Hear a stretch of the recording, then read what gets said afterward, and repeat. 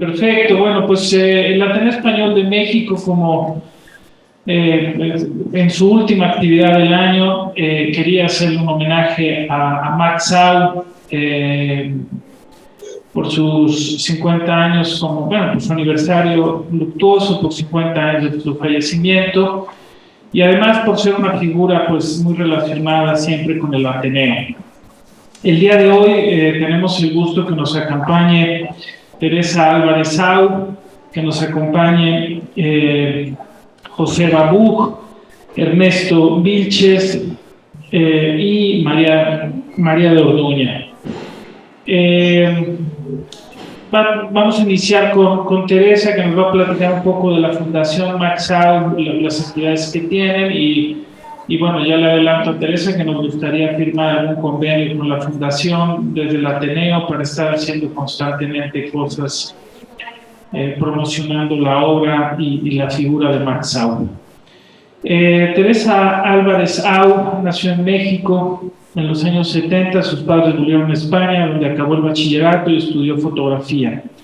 Trabajó en producción editorial y en la administración pública y actualmente es presidente de la Fundación Max Sau. Adelante, Teresa, mucho gusto de verte y de escucharte.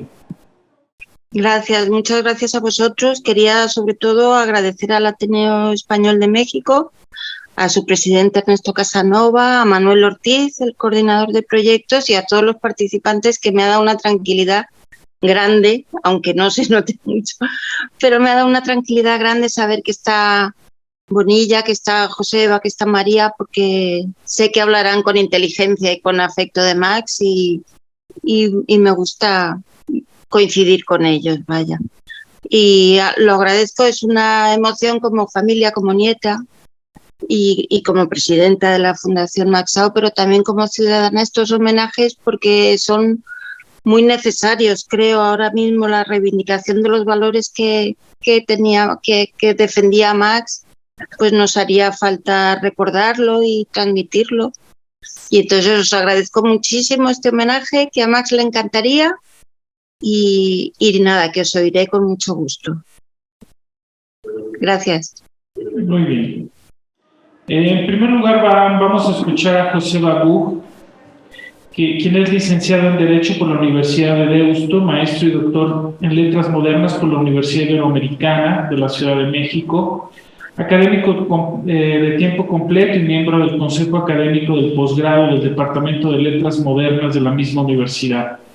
Trabaja temas de investigación sobre literaturas de exilio, migración y de pertenencia a culturas minoritarias.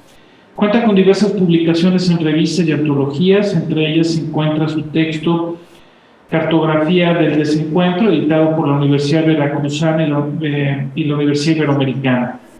Ha recibido la medalla de bronce San Ignacio por la trayectoria en la conducción del programa de Radio Dublineses en Ibero 90.9 de FM desde 2013 a la fecha.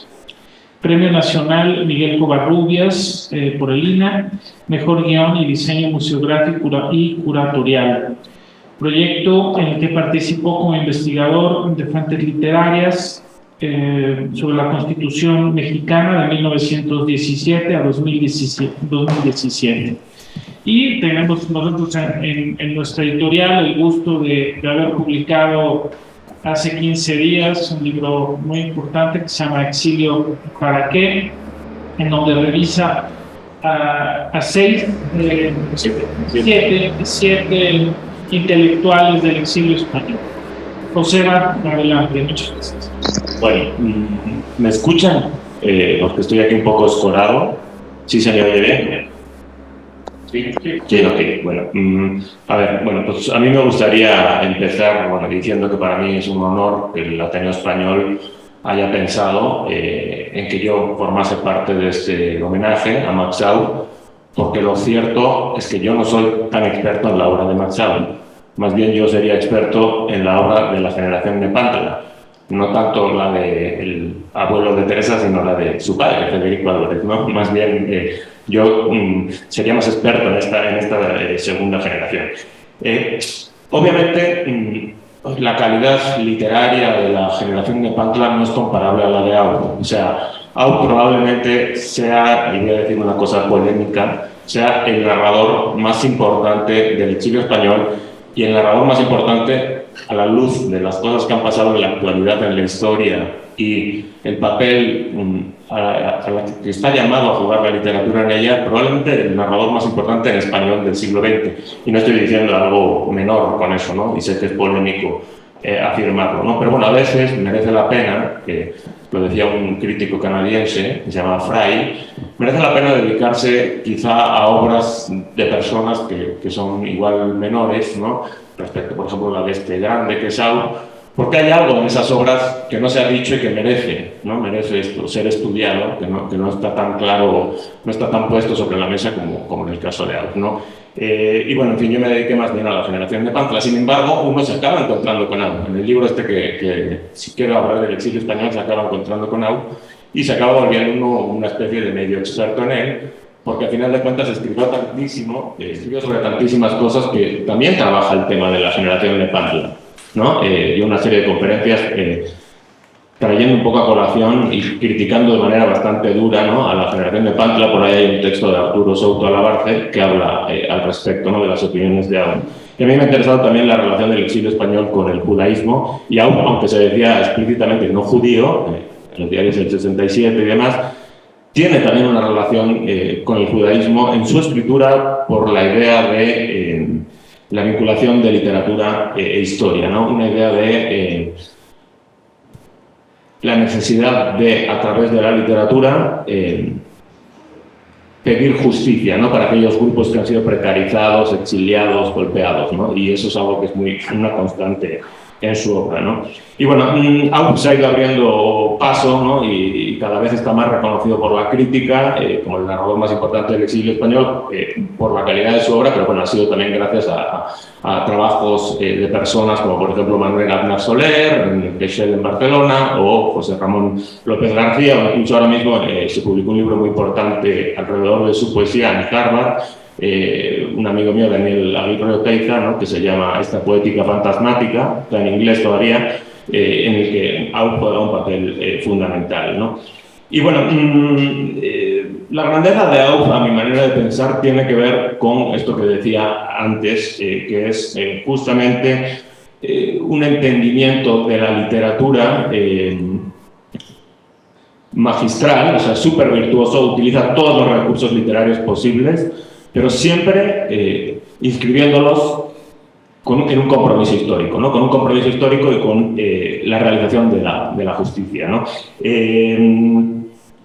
Y esto, bueno, es una cosa curiosa porque hablo de este compromiso con la literatura y a la vez con la historia, que podría parecer contradictorio porque la literatura en principio es algo que se autosignifica. ¿Qué quiero decir con eso? Que es autorreflexivo, que muchas veces aquellos narradores que han sido comprometidos se suele decir que son, pues, pamfletarios, ¿no? No es el caso de Aub. Aub tiene un magisterio retórico y poético brutal, ¿no? Y aparte es un autor completamente comprometido, ¿no?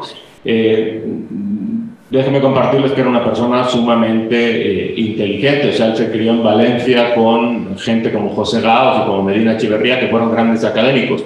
Sin embargo, él optó por no llevar una vida académica, sino de ser marchante de comercio y dedicarse a la literatura, ¿no? A veces, pues, cuando podía, ¿sí?, en sus ratos libres y demás, y prefirió no explotar su inteligencia por los cauces de la oficialidad, como nos pasa a muchos, ¿no?, que nos tenemos que volver académicos, ¿no? Y bueno, habría que señalar ahí, ¿no?, que Aub tiene, bueno, una recepción, sobre todo en España, bueno, ya sé que últimamente no, ¿sí? Pero en su momento, no, yo creo que por culpa de, bueno, no por culpa, pero vaya, hubo narradores que tuvieron la fortuna de vivir más y se ubicaron de manera más acomodaticia con el régimen de la transición y demás, como por ejemplo Ayala, ¿no? Entonces había caído, ¿no?, cuando se empezó a recuperar este archivo del exilio español, había caído un poco como un narrador realista, ¿no?, a través de esta contradictorio título que es El laberinto mágico, ¿no?, a través de los campos, como un narrador, ¿no?, de la experiencia concentracionaria y demás, ¿no? Entonces, bueno, yo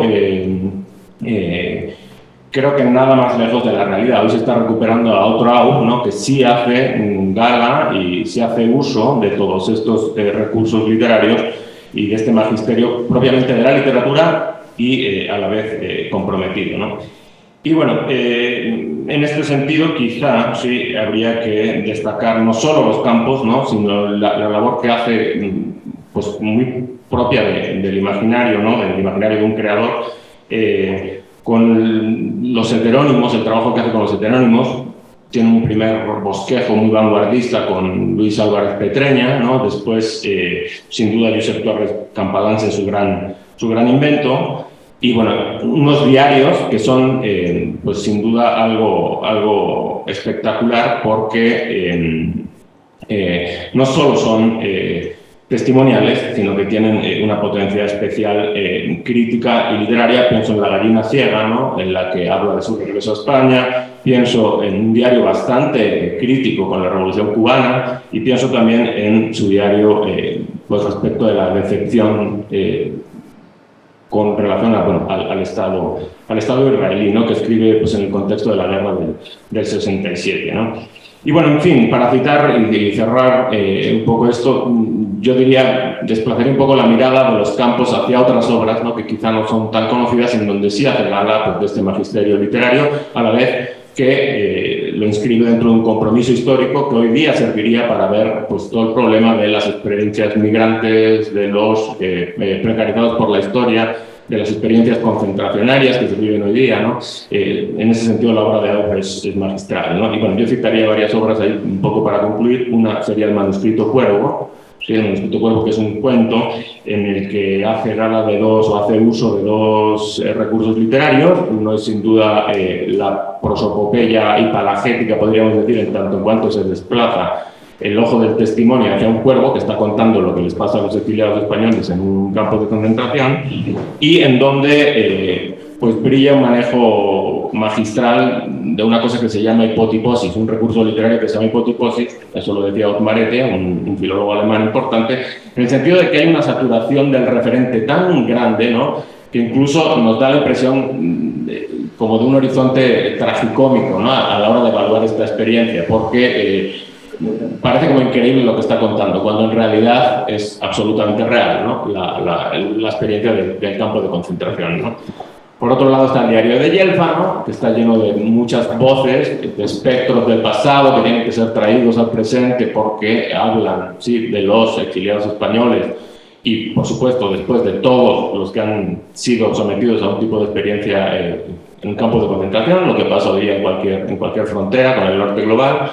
Y pues en ese sentido Aub es increíble, ¿no? Y creo que va mucho más allá, por ejemplo, de figuras como la de Ayala o la de un simple realismo, ¿no? Porque Diario de Yelfa es un poemario, ¿sí?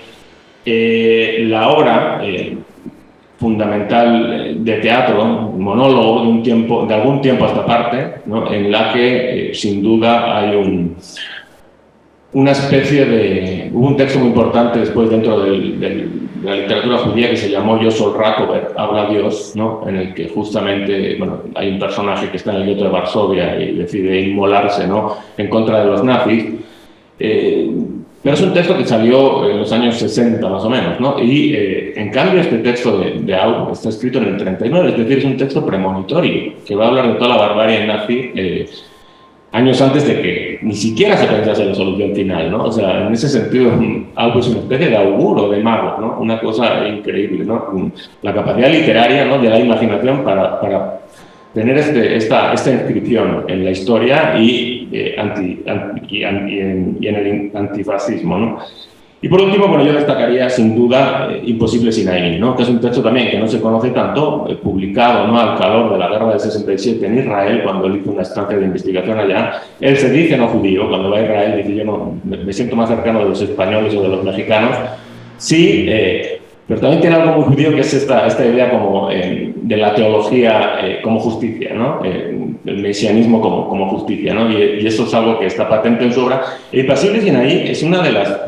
Bueno, es una ficción que está también jugada con heterónimos, son gente que ha combatido, los supuestos poetas son gente que ha combatido en la guerra del 67, pero Aub no solo habla de los judíos, o sea, no solo son poetas judíos, ¿no?, sino que también es el primero que empieza a hablar en español del problema palestino. Sí, hay árabes israelíes que aparecen ahí, ¿no? Como vencidos, como desplazados, ¿no? A raíz de la ocupación de los territorios, ¿no? Entonces, queda claro que Aub no se casa con ninguna identidad, ¿no? Sino que es un narrador universal, ¿sí? Y que justamente está de este lado, ¿no? De los que han perdido en algún sentido, pero que porque han perdido tienen un ejemplo moral y deben ser recuperados, ¿no? Para que brillen en la historia, ¿no? En ese sentido, alguien que, como yo, que trabaja el tema del exilio español, se va a encontrar con Aub necesariamente, ¿no? Aunque esto esté quizá rodeándolo, ¿no? Y bueno, pues cerraría diciendo eso. En razón de lo que he dicho, me parece que no se puede negar que Aub es el narrador más importante del siglo XX, porque entiende la literatura justo por lo que la literatura tiene que hacer, ¿sí? Que es hablar de los afectos y hablar de quienes han sufrido la afección, ¿no? En vez de afirmar los grupos fuertes de la historia, ¿no? Hablar de los que han perdido y dar un registro de ese tipo de experiencias, ¿no? Entonces, bueno, en ese sentido, pues algo es genial, ¿no? Y pues muchas gracias por invitarme a este menú.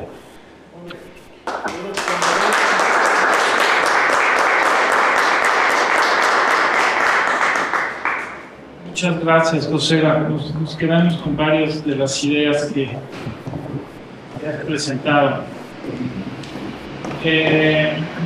Ahora le vamos a dar la palabra a Ernesto Vilches Lleó, quien es mexicano, nació en marzo de 1944, estudia su primaria y su bachillerato en la Academia Hispano-Mexicana, escuela fundada por el exilio español. Es licenciado en Ingeniería Química por la UNAM, hizo la maestría y el doctorado en literatura por el CIDGEM. Actor, director y dramaturgo, actualmente es académico de tiempo completo, coordinador de egresados y miembros del cuerpo académico en la Facultad de Teatro de la Universidad Veracruzana. Es exsecretario general también de este Ateneo Español de México. Ernesto, adelante. Muchas gracias por estar aquí. Gracias a ustedes. La memoria de Max. ¿Cómo? Por estar haciendo cosas para mantener la presencia de Max Aub, ¿no? Es que no faltaba más, ¿no? Aunque aquí cabe mencionar algo. Hace 4 o 5 años el Ateneo me publicó un libro sobre los poetas españoles. Hablabas ahora, José, de Nepantla. El director y mi profesor de secundaria, preparatoria y doctorado fue precisamente Arturo Souto Alabarce, que ya se nos fue el querido Arturo. Entonces, él me insistió mucho en que lo que teníamos que hacer era revisar, y dijimos revisar el exilio español desde el punto de vista de los artistas, naturalmente. Es decir, yo no estaría en la parte de ingeniería química, que eso ya quedó, eso ya se borró de esta casa. Y entonces después ya me dediqué totalmente al teatro y al estar en el Ateneo, desde muy pequeño además, yo tuve la grandísima suerte de conocer a todos los ateneístas, a todos. Yo soy un poquito más joven que algunos de ellos, pero también soy más viejo que otros muchos. Entonces, el Ateneo me dijo que le parecía muy buena idea la de Arturo Souto, de que habláramos sobre los poetas. En ese momento yo estaba escribiendo poesía y que habláramos de los poetas Nepantla, precisamente. Y hicimos un libro que se llama Cantares de ida y vuelta, por toda la influencia que hay entre lo que vino, y eso nos lo dice perfectamente Alberti, ¿verdad? Cuando su célebre poema entre México y España, entre España y México, nos quedó como muy grabado todo eso que se lleva y todo eso que se trae. Y nosotros pues hemos traído mucho gracias a nuestros padres, pero también hemos abrevado mucho de aquí. Entonces hicimos ese libro que resultó bien, resultó un libro apetecible y todo eso. Creo que una tía mía y mi madre me lo compraron y nadie más, porque no hicimos demasiada publicidad, pero bueno, finalmente ahora estamos haciendo otra cosa que es de la que yo quiero hablar. Una cosa es haber hablado la semana pasada, hace 2 semanas, ¿no, María y Tere? Hablamos en la Facultad de Teatro de la Universidad Veracruzana, que es donde yo trabajo. Se nos ocurrió hacer un homenaje que ya era hora a Max. Y a mí me saltó el corazón porque pues yo lo conocí, igual que conocí a Tere, igual que fui muy amigo de sus padres, ¿verdad? En Cuernavaca, en la Academia Hispano-Mexicana, tu padre estuvo, Tere, tu padre estuvo en la Academia Hispano-Mexicana y desde ahí yo era más pequeño que ellos, ¿verdad? Ya lo conocí y conocer a Max Au para mí fue una gran lección. Cuando entro en el teatro me di cuenta que así como a los poetas, estos que se llamaron de medio siglo, o los poetas hispano-mexicanos, como Gerard Sicot los mencionó, estos poetas, pues era gente que yo conocía en casa, pues, en el Ateneo, en todos lados, ¿no? Y hicimos una selección de esos poetas, fundamentalmente los vivos, para hacer entrevistas con ellos, y nos salió algo muy interesante. Años después, cuando ya entro en la Facultad de Teatro de la Universidad Veracruzana, se nos ocurre hacer este homenaje a Max Au, un poco dando pie a lo que tiene que ser el siguiente libro. Me explico. Yo soy el coordinador de un cuerpo académico en la Facultad de Teatro que se llama Inter y Multidisciplinariedad de las Artes Escénicas. Vamos a meter cuestiones de danza, de música y de pintura y fotografía, pero fundamentalmente es teatro. Y nuestro gran pilar pues es Max. Y entonces me decidí a irme yo solo en este cuerpo académico a investigar a los coetáneos de Max. Y al ser teatro hay un montón de coetáneos y buenos amigos que desafortunadamente la mayoría ya se han ido, ¿verdad? Pero con los que yo tuve la gran oportunidad de trabajar, yo como actor. Y eso fue un lujo, verdaderamente un lujo. Yo nunca he trabajado en España, ni mucho menos en teatro, pero el haber trabajado pues con Ofelia Guilmain, con Germán Robles, con Augusto Benedico, con todos ellos, y además haberlos tenido cenando en casa, todo eso fue fenomenal. Y se me ocurrió entonces con este grupo, este importante grupo de cuerpo académico, ¿verdad? Que son investigadores de teatro, todos ellos, se me ocurrió esto, que hiciéramos un libro para cubrir las necesidades que le exigen a uno, ¿verdad? De cuerpos académicos. Y efectivamente nos hemos quedado con la idea de seguir avanzando. Y entonces alguno dijo, ¿y por qué no le hacemos un homenaje a Max Au? Y efectivamente lo hicimos con el Ateneo, con María, con Bonilla y con Tere, y 2 colaboradores nuestros de la facultad, y de ahí surgió esta idea.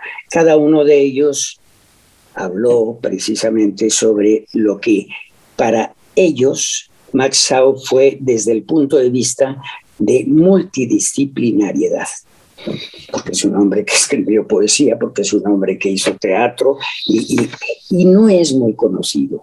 Entonces nosotros estamos en el proceso de reconstruir el plan de estudios de la Facultad de Teatro, que ya va sumamente avanzado, y nuestro eje conductor es Max Au.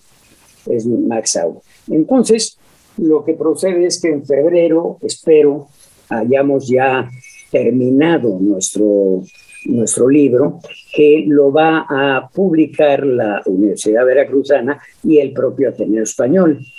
Entonces, pues, estoy de plácemes. No hay otra cosa que no se haya dicho hace 15 días con nuestro homenaje, y agradecerles a ustedes el que me hayan invitado para estar nuevamente en esta mesa y conocer a José. Y a ti también, porque no tenía el gusto de conocerte.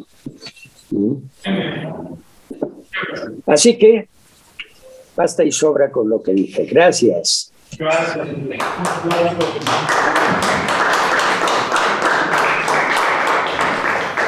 Pues esperamos noticias de estas actividades también en la Universidad Veracruzana. Ernesto, muchas gracias. Ahora le toca a María de Orduña, quien es actriz, productora y directora de teatro. Se formó en el estudio para el actor de Juan Carlos Corazza y es licenciada en Derecho por la Universidad Complutense de Madrid, donde también cursó estudios de teatro. En su último proyecto dirige y produce la obra Morir por cerrar los ojos de Max Au. Hola María, gracias, adelante. Hola, ¿qué tal? Buenas tardes a todos. Bueno, en primer lugar, pues quiero agradecer al Ateneo de México que me haya invitado hoy a este homenaje. Me da mucho gusto compartir esta mesa con todos los invitados y volver a vernos. Para mí también es un honor estar aquí. Este es el lugar donde se fraguó mi relación más personal e íntima con Max Au. De aquí nace la idea de montar una obra de teatro de Max Au, que se concretó en el montaje de Morir por cerrar los ojos, montaje que, bueno, como ya he dicho en otras ocasiones, pues hubiera sido imposible sin el apoyo de esta institución que es el Ateneo, en esta labor de impulsar la memoria del exilio republicano aquí en México, allí. Y, por supuesto, pues imposible sin la confianza de su presidente, Ernesto Casanova, y claro está, de la Fundación Max Au y de su presidenta, Teresa. Así que muchas gracias a todos. Bueno, hoy me piden que en esta intervención lea algún fragmento de la obra de Max Au. Difícil elección, siempre.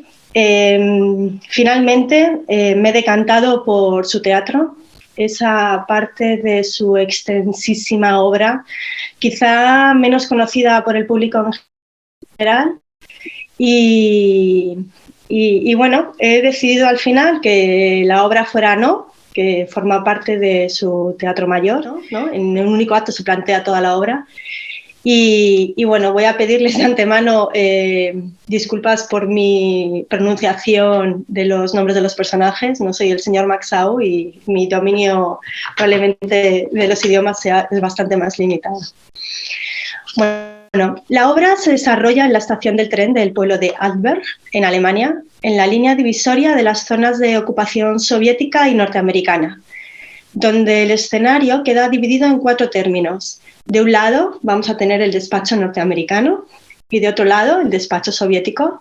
Al mismo tiempo, a un lado el lado norteamericano y al otro el lado soviético. Es de noche, 1951. Acto único. Al levantarse el talón, en despacho soviético trabajan Bubernov y Lipinski. Pasa un tren. Su ruido impide oír lo que se está discutiendo en el lado norteamericano, donde una mujer alta y rubia, Julieta Frey, habla con Harkness. Talcott los escucha interesado, un periódico en la mano. En el andén todos descansan o duermen. Despacho norteamericano. Julieta. Pero si estoy casada con él. Harkness. Usted se llama Julieta Frey y trae un pasaporte a nombre de Elena Hambury. Ya le he explicado que era la única manera de salir. ¿Por qué no vino en el avión de su marido, si es que existe? ¿Por qué quiere que se lo repita otra vez? Porque se lo pregunto. ¿Cómo tuvo estos documentos? ¿Los consiguió? ¿Los compré? ¿A quién? Di mi palabra de callarlo. En estas condiciones no podemos admitirla en la zona norteamericana. ¿Me van a regresar al otro lado? Sí. ¿Se da cuenta del crimen que comete? ¿Se da cuenta de que intentaba entrar aquí con papeles falsos? No me quedaba otro recurso. Eso dice usted. Deténganme hasta que llegue mi marido. La cárcel está llena. Déjenme esperar unas horas. No pueden tardar en aterrizar. No. Allá serán 20 años de cárcel, si no algo peor. Lo siento. ¿Las ordenanzas valen más que una vida humana? Nada tiene que ver lo uno con lo otro. Estuvimos preparando la fuga durante 6 meses. ¿Es posible? ¿No me cree? Pero, ¿por qué quiere que lo haga? Talcott, desde su mesa, comprenda que no podemos dar crédito a todo lo que nos cuentan. Solo ruego un par de horas. Harkness.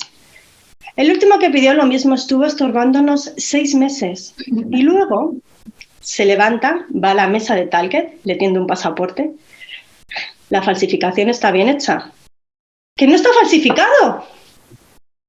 Harkness. Llame como quiera a sustituir una fotografía por otra. Volviendo hacia su mesa. ¿Quiere ver usted la copia del original? Le tiende un papel a Julieta. Julieta. No hace falta. ¿Cómo les puedo probar mi buena fe? ¿Cómo demostrarles que digo la verdad? Con documentos, no con palabras. ¿Pero qué quiere que haga? ¿Volver a la zona soviética? Hasta el momento en que se enteren de que mi marido se ha fugado con un avión y me detengan y me condenen y yo acabe para siempre. ¿Y si me niego? Lo sentiremos mucho, pero la entregaremos. No podemos correr el riesgo de creerla. Quiero hablar con su jefe. Está en el cuartel general. No le serviría de nada. Las órdenes son terminantes. ¿Pero quién creéis que soy? Lo único que sé es que no es la persona por quien intentó hacerse pasar. Y ya hemos hablado bastante. Phil, un soldado, entra y se cuadra. Lleva a la señora al portón de entrada de la zona soviética. Julieta se da por vencida. Recoge una maletilla y sale, escoltada por Phil. Talcott lee. Harkness compulsa unos documentos. Talcott. ¿Oye este cable de la Asociación de Prensa? Las probabilidades de que se concierte la paz en Corea hicieron bajar los precios de la bolsa de Nueva York. Las pérdidas fueron de $3 a $25 por acción. Es la 4ª vez que el mercado se ve duramente afectado a consecuencia de rumores de esta índole. Harkness. Es natural, pero mañana se recuperarán. Tu padre es agente de bolsa, ¿no? Sí. Entonces comprendo tu interés, pero no te preocupes, que no llegará la sangre al río. A veces tienes unas frases de una exactitud impresionante. Harkness, halagado. ¿Crees? Talcott se levanta y pasea, nervioso. No lo tomes así. Si se arregla lo de Corea, no faltará donde se bata el cobre. En Indochina, en Birmania, aquí mismo. Talcott sale tras arrojar el periódico. Harkness se alza de hombros y vuelve a su trabajo. Bueno, esto es como arranca la hora de no. Pues muchas gracias. A vosotros.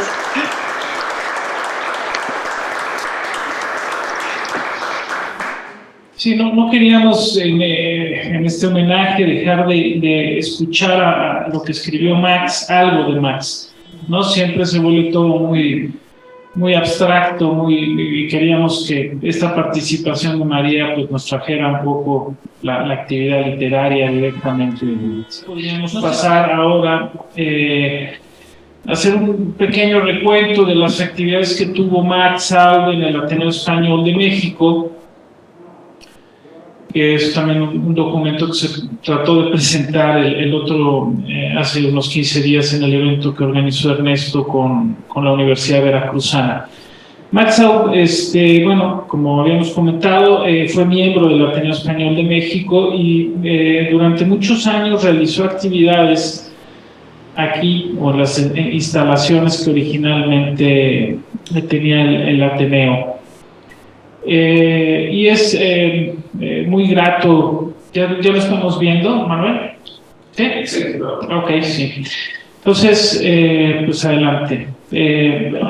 Digamos, Max tuvo mucha relación con el Ateneo. Veremos alguna relación de las cosas de los eventos que realizó, ¿no? Si puedes dar la siguiente. Lo primero que vamos a encontrar es este retrato que tenemos aquí a resguardo por donación de la familia de Elvira Gascón. Es un retrato que hizo la pintora española, que nos gusta muchísimo. Elvira Gascón hacía varios retratos de este estilo para acompañar algunos artículos en distintos periódicos, y la familia donó al Ateneo Español los retratos de los exiliados o autores españoles. Este es el de Max Aub. ¿Sí? Encontramos de 1952 a 1965 las siguientes actividades. Si quieres, bueno, pueden ustedes leerlas, ¿no? Lo que a mí me parece notable es el nivel, como decía hace un momento Joseba, de Max Aub, ¿no? Verán aquí que coincide con autores muy importantes mexicanos, en este caso, en este homenaje a Enrique González Martínez, comparte con José Luis Martínez, que fue luego director del Fondo de Cultura. O también vemos, si quieres pasar a la siguiente, por favor. Aquí están los documentos originales, las invitaciones originales de estos eventos de 1952. ¿Sí? Que es uno más. Estos. Luego él da aquí una conferencia sobre la prosa española del siglo XIX, ¿no? Tiene también una conferencia sobre Cervantes y sobre la poesía española reciente de 1950 con 55, con la cooperación de Ofelia Guilmán, que como por ejemplo Aurora Molina acompañaban los eventos del Ateneo leyendo, que leían muy bien y tenían unas voces espectaculares, ¿no? Podemos ver las invitaciones, Manuel, la siguiente. La siguiente, ahí están, ¿no? Si quieres vamos más rápido, Manuel, pero no, parece que María ya está por ahí, para que los lea. Aquí tenemos la poesía de Juan Ramón Jiménez, con Tomás Segovia, por ejemplo, ¿no? Que también pertenece un poco a esta generación de Nepantla. Luego Galdós en Canes, ¿no? A propósito de Nazarín, también realmente Max Aub fue una persona que tuvo una actividad, o sea, pues en fin, no solamente es como decía Joseba, se limitó a la cuestión de la literatura, fue también durante muchos años director de Radio UNAM, ¿no? Fundador de la colección Voz Viva de México también. En fin, ¿no? El evento que hace con Galdós en Canes a propósito de Nazarí lo hace con Yomi García Scott, quien dirigió el Balcón Vacío, que estamos tratando de proyectarlo aquí en el mes de enero, y con Seferino Palencia, que fue también un pintor importante del exilio. ¿Sí? Pues aquí de nuevo, mira, o sea, para un evento pues en fin, un homenaje a Alfonso Reyes, donde estaba Ramón Chiral, donde estaba José Gaos, Francisco Giner de los Ríos, ¿no? Es muy interesante el programa de mano que vamos a ver a continuación de temas del siglo XX, precisamente por los importantísimos personajes que acompañan a Max, ¿no? Que está desde Emilio Uranga, veo poco, pero algunos, Elie de Gortari, etcétera. Ustedes lo verán mejor, quizás, ¿no? ¿Qué más, Manuel? En fin, pues como verán, la actividad de Max en el Ateneo fue constante a lo largo de los años. Y bueno, pues todo esto lo pueden consultar aquí en el archivo. Yo quiero agradecer a Ariadna, quien se encargó de conseguir toda esta información. Ariadna es la persona responsable de la biblioteca del Ateneo, que está por aquí. Aquí está Ariadna Rodríguez. No sé si alguien del público quiera comentar algo. No sé si ustedes mismos quieran comentar algo más. Bueno, tú, Manuel, ¿sigues? Bueno, si hay alguien que pueda comentar sobre este texto, esta biografía de ficción que hizo, como burla de Torres Campalanz, o sea, pues como parte del humor que tenía, ¿no? No sé si lo sepan o Max Au hizo un libro, una biografía sobre un pintor que supuestamente era amigo de Picasso, que se llamaba Josep Torres Campalanz. También hizo todo esto y luego hizo hasta una exposición. Él mismo pintó los cuadros, hizo los cuadros y bueno, a ver, José, ¿tú qué? No, pues es la tradición del heterónimo, ¿no? Que es el inventarte como una especie de vida y que además escribe con un estilo distinto al que usas tú, ¿no? El caso de Josep Torres Campalanz no es el único caso en la obra de Au, ¿no? O sea, está el tema de Luis Álvarez Petreña, aunque es una novela que publica con su nombre, pero que ya está jugando con ese tipo de heteronimias. En Imposible Sinaí, todos son poetas que se supone que no es él, ¿sí? O sea, son testimonios que se encontraron en el campo de batalla, ¿no? Y bueno, en fin, o sea, eso pues es algo que se hace en la literatura y que también, por cierto, en eso coincide con otro escritor pues, judío, que se llama César Tiempo, que escribió en Buenos Aires, y él escribió un poemario que se llama Versos de una, 3 puntos, es una prostituta, ¿no? Es un personaje que se llama Clara Vetter, ¿no? Y hablaba pues justo de la inmigración ucraniana en los barrios de Buenos Aires y cómo se había tenido que prostituir y tal.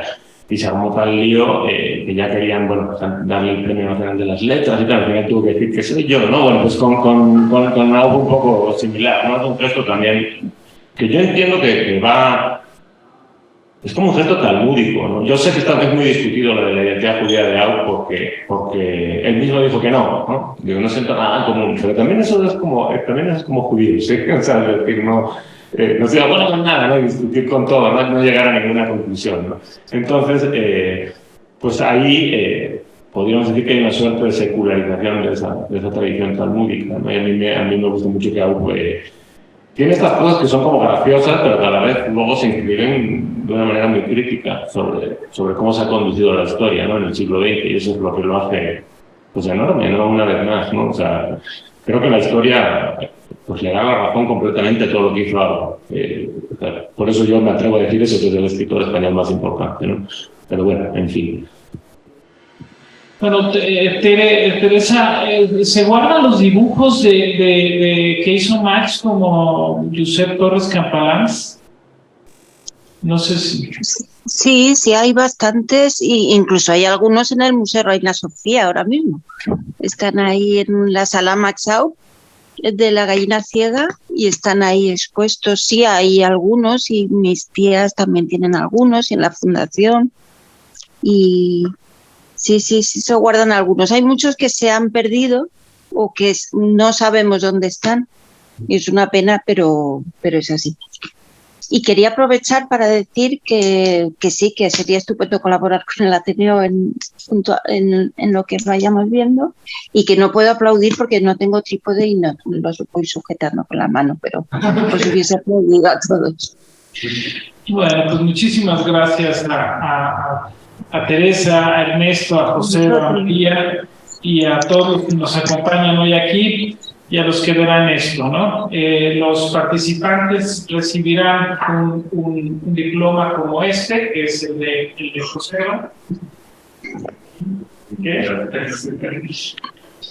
Esto es, y recibirán un diploma y pues muchísimas gracias y espero que pues en fin, podamos estar haciendo frecuentemente más que homenajes, recordando a Max Saab y su importantísima obra, que en fin, es una misión que nos queda aquí en el Ateneo Español de México, ¿no? Entre otras cosas por esto que comentaba Joseba del laberinto mágico, porque Max se dedicó también a eso, a cuidar la memoria histórica, a la memoria de los exiliados a través de su obra. Pues bueno, muchísimas gracias a todos, y hasta la próxima.